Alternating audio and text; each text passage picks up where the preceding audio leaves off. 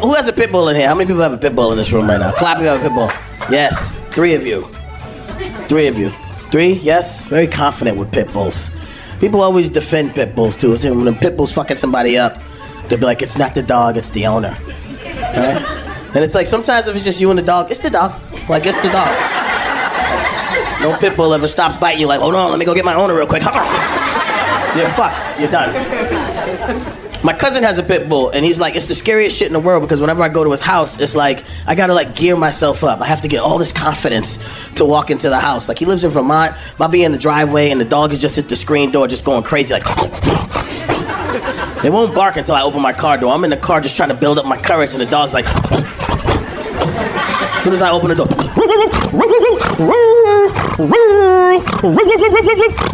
and I'm like, why does he bark like that? I hate when he does long whirls. Why is he doing that? It sounds killery. That sounds scary. It's like he's alerting you, like he's here.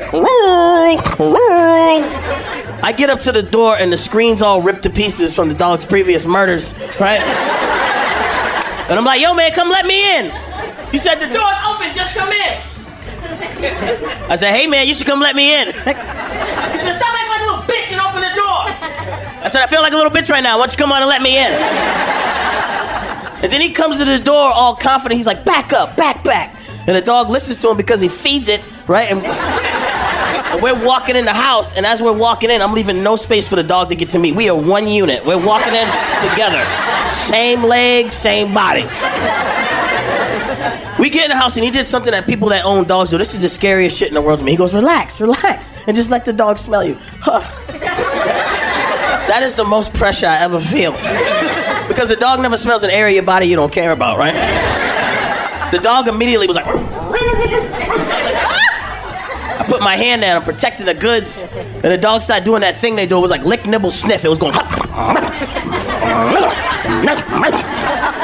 And he was like, I was like, ah! And he was like, you have to be confident. You have to be dominant with the dog. I was like, ah! He said, the dog can smell fear. I said, well, he can definitely smell the speed running down my leg then. You put this dog away. Why do I have to go through this? People always look at me like, big guy like you, big old arms, and you're scared of a dog? I'm like, yeah, big guy, big arms, soft nuts. No one's in the gym like, nothing's gonna ever hurt my balls again. It's sensitive. People don't give animals enough space to have a bad day. Like, I leave environments. Like, if there's a bunch of wasps and bees and shit, I'm not having fun at that cookout. Like, I leave. They're like, oh, were you gonna run away? Yes! Yes, there's always somebody there like, oh, they're more afraid of you than you are. I hate that person. I can't wait for them to get stung in the face. Nothing makes me feel better than when someone's like, how does it feel? Sting them in the ear. It looks like a coffee roll. I love it. Well, how do you know a bee can't have a bad day, though? There's never a wasp that's just in his hive, and the queen's like, you been fucking up, Jimmy? He's like, the first human I see is on and popping. Sometimes I do cruise ships. I work on cruise ships and do shows.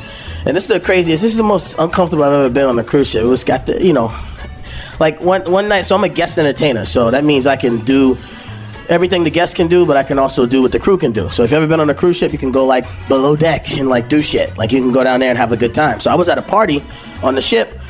I had already did my shows for the week. I'm at a party down there, and I started falling asleep because I was done. I was drinking too much. And a Filipino security guard came by. He was like, Comedian, you have to go. And I was like, what? I was like, no, I'm fine. He was like, you're falling asleep. You got to go. So I get out this room. It's a big party. I start walking out, and I walk by this little barbershop. And I'm like, oh, shit. And my family owns barbershops all over Boston. We have like 10 barbershops. So I know barbershop lingo. So I see a guy in there and 2 girls. I'm like, oh, shit, let's go. I was like, I'm about to drop some knowledge. So I walk in there, I'm like, yo, what's up? I start saying stuff. I'm like, yo, you got the Andes, you got the outliner, you got the 1A, the one of that. He's like, I got all that. I'm like, you put your shit in Barberside. I'm saying all barbershop stuff. He's like, I got that too. He's like, yo, come chill with us and drink. I'm like, that was the goal, right? So I'm sitting there with this barber and these two girls. We're chilling, having a good time, drinking, whatever. And eventually, I'm like, I'm gonna head out. They're like, all right, man, I was like, I'm gonna go get some food upstairs. I'm gonna get room service. They're like, damn, we can't get room service because they're crew. They can't get it. I was like, but you can get it with me, so come to my room. They were like, fuck yeah. And I was like, fuck yeah, right? So I'm with this dude and these 2 girls. We start walking upstairs. As we start ascending, one of the girls goes, She said, I'm not feeling that good. I'm just gonna go back to my room. And I was like, fuck. This is about to be over. Because, when one girl leaves, the other one's leaving. Unless she's a hoe. Like, she's not going with you. She's not like, I'll go with these two guys. Like, she's out. So we get up a couple more stairs, and she's like, I got some food in the room. I'm just head back. And I was like, fucking knew it. And the dude was like, I'm down to stay. And I was like, all right, man, come on, let's go. Hang with this dude. So we start going, we get in my room, I order a burger, he orders a chicken sandwich, we're chilling, and then I'm laying back on my bed, he's on my couch, and this dude just takes his shoes off. He takes his shoes off and starts rolling his socks back. Just took his shoes off in my room, and I'm looking at him like, what the fuck? He doesn't know me at all. We just talk barbershop shit. Why is he taking his shoes off? And I'm laying back on my bed, we're waiting for the food to come, we're looking at TV, and he goes, hey man, can I come over there and lay with you? I said, what'd you say? He said, can I lay with you? And I was like, nah, man, stay over there. Oh, shit.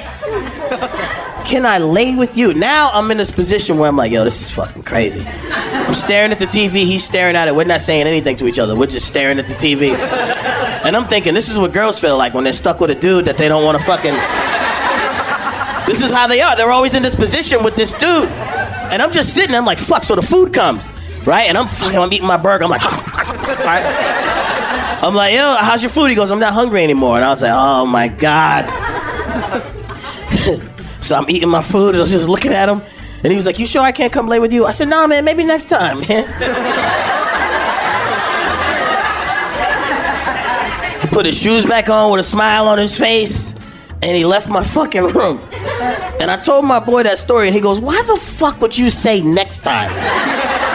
And I was like, I didn't really mean next time. I meant, like, just get out now. Like, I didn't mean, I don't really want to fuck with this dude. But I also wasn't mad at him. Like, you know what I'm saying? I wasn't angry at this dude, like, because he was just shooting his shot. It wasn't like he's like, I'm gonna get your dick and suck it. Like, I can handle it. Like, I could hold my own. I wasn't worried he's gonna come take advantage of me, so I was just in there with him, and I didn't want to make him feel bad. So I'm in this weird position, and one of my boys was like, you're a bitch. He's like, you wanted him to suck your dick. I was like, no, I didn't. He was like, when my food came, I would have been like, get your sandwich and get the fuck out. I was like, but that's so extra, you know what I mean? Whatever. All right, there's only one other black dude here. What would you have done? No, there's two. Hey!